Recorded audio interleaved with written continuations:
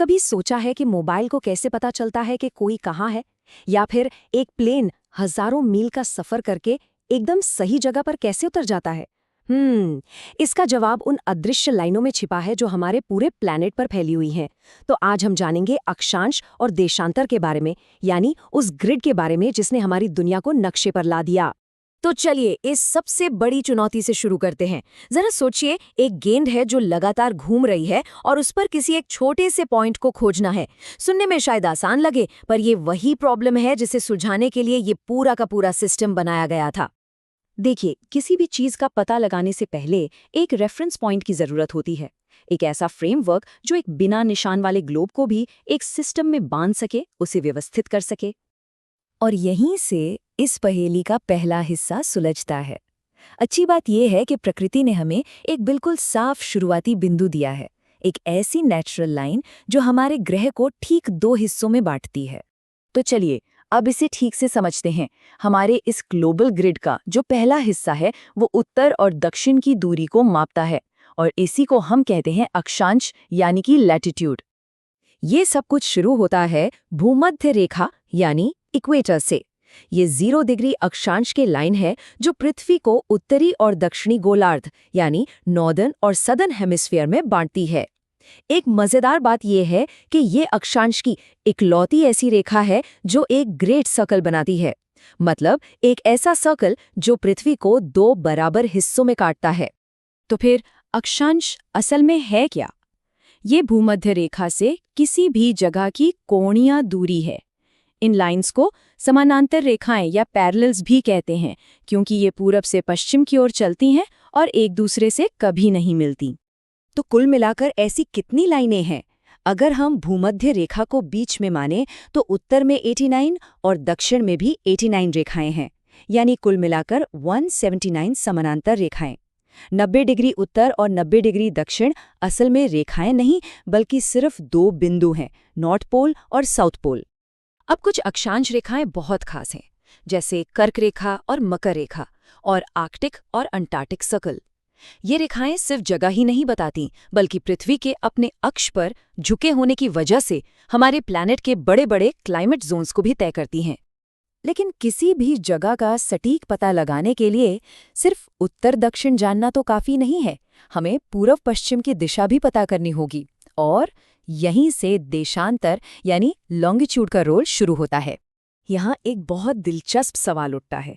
भूमध्य रेखा तो हमें प्रकृति ने दे दी, लेकिन पूरब और पश्चिम को मापने का शुरुआती बिंदु क्या होगा? इसके लिए तो कोई प्राकृतिक लाइन थी ही नहीं, इसे हमें खुद बनाना पड़ा।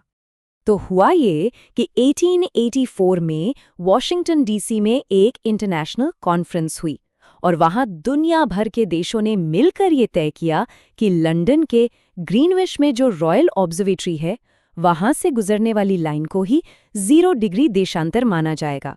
इसी को हम प्राइम मेरिडियन कहते हैं। तो देशांतर क्या है? ये प्राइम मेरिडियन से पूरब या पश्चिम की कोणीय दूरी है। अक्षांश के बिल्कुल उलट ये रेखाएं समानांतर नहीं होती। ये सभी नॉर्थ पोल से शुरू होकर साउथ पोल पर आकर मिल जाती हैं। तो मोटी मोटी बात यह है, अक्षांश रेखाएं लेटी हुई समानांतर होती हैं और उत्तर या दक्षिण की दूरी बताती हैं। वहीं देशांतर रेखाएं खड़ी होती हैं, ध्रुवों पर मिलती हैं और पूरब या पश्चिम की दूरी बताती हैं। और जब ये दोनों तरह की रेखाएं एक दूसरे को काटती हैं, तो एक अदृश्य जाल यानी ग्रिड बनता है, जो पूरी पृथ्वी को ढक लेता है।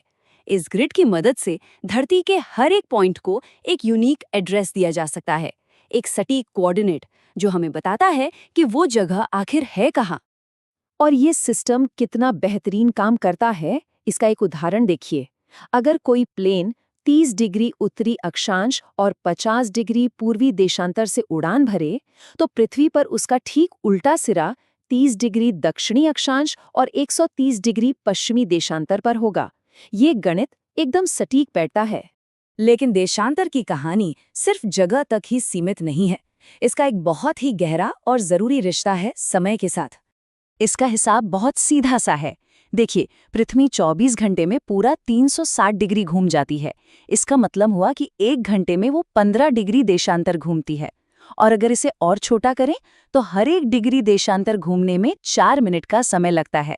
बस यही वजह है कि काहिरा, जो लगभग 30 डिग्री पूर्वी देशांतर पर है, वो ग्रीनिच से ठीक 2 घंटे आगे है। 15 डिग्री का मतलब 1 घंटा, तो 30 डिग्री का मतलब हुआ 2 घंटे। सिंपल। और जब हम घूमकर 180 डिग्री देशांतर पर पहुंचते हैं, तो वहां हमें मिलती है अंतर्राष्ट्रीय तिथि रेखा, यानी इंटरनेशनल डेट लाइन। समझिए, ये दुनिया का ऑफिशियल कैलेंडर रीसेट बटन है। इस लाइन को पश्चिम की तरफ पार करें तो एक दिन जुड़ जाता है, और पूरब की तरफ पार करें तो एक दिन घट जाता है। तो इन सब काल्पनिक रेखाओं का हमारी असल दुनिया पर, हमारी रोजमर्रा की जिंदगी पर क्या असर पड़ता है? ये समझना बहुत जरूरी है कि ये काल्पनिक ग्रिड सिर्फ नक्शों में देखने के लिए नहीं है। इसकी ताकत बहुत असली है। असल में ये हमारी आज की मॉडर्न जिंदगी की रीढ़ की हड्डी है। ये भले ही अदृश्य हो, लेकिन इसका असर हर जगह है, हमारे हाथ में मौजूद फोन से लेकर आसमान में उड़ते हवाई जहाज़ों तक। यही वो ग्रिड है जो हमें धरती पर किसी भी जगह का सटीक पता बताता है। ये हमारे ग्लोबल टाइम और ट्रैवल को एक स्टैंडर्ड देता है। ये जीपीएस जैसे नेविगेशन सिस्टम का आधार है, और तो और ये क्लाइमेट जोन तय करने में भी मदद करता है। सच कहा जाए तो ये हमारी दुनिया को एक सिस्टम में बांधता है। और जाते जाते एक दिलचस्प सवाल, ये पूरा सिस्टम 100 साल से भी ज्यादा पहले बनाया गया था। अगर आज हमें इसे बिल्कुल शुरू से बनाने का मौका मिले, तो क्या तब भी ग्रीनविच को ही शुरुआती बिंदु चुना जाता, या शायद कुछ और? सोचने वाली बात है ना?